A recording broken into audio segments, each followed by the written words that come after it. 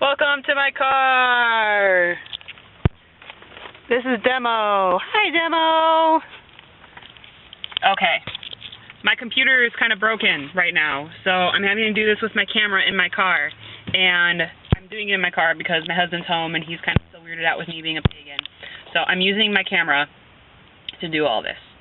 I'm really excited about subbing today with talking about stones or crystals, however you want to call them, because I was actually just using them and I guess you'd call it my first official spell, was just using them the other day.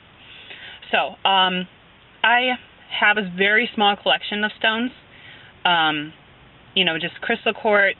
I have a Smokey quartz, rose quartz, tiger's eye, just really basic ones, nothing too fancy or rare, I guess you would say.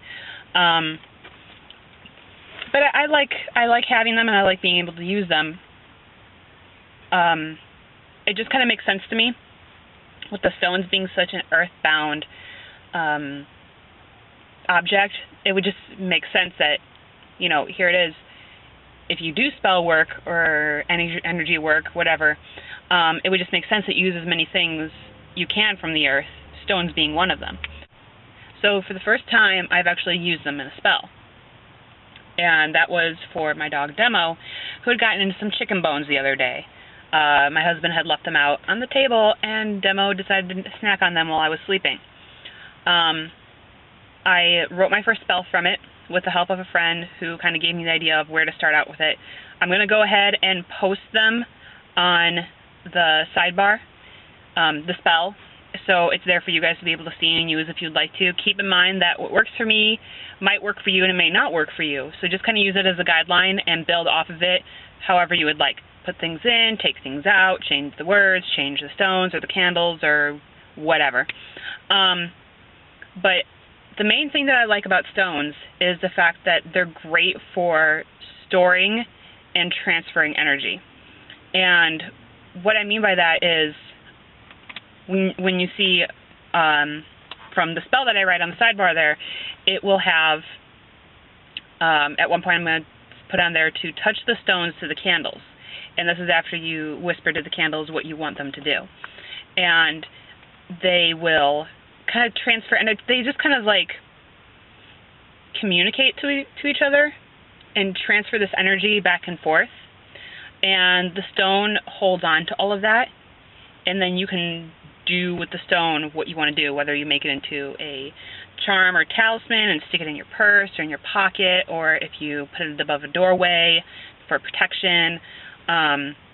When I used the spell on Demo the other day for healing with his chicken bones thing, I took the stones after the candles had finished burning and I stuck them in his crate underneath his bed, so that energy would be able to continuously transfer through his bed, which is a nice, calming, relaxing place, to him.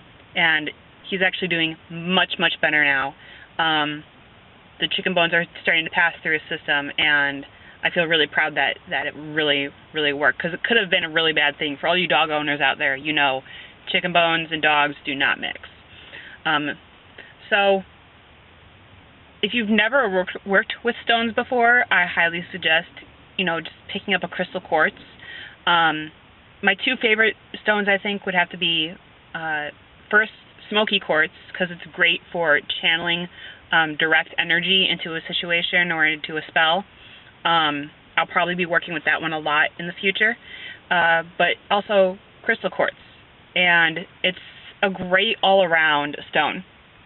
I have one that I stick above my doorway into my apartment that just basically sucks up all the bad energy that tries to come in through the door and will only allow good energy through the door, and it works really, really well. I mean, probably once or twice a month I'll cleanse it. I'll stick it, whether it be with ocean water that I bless, or whether it be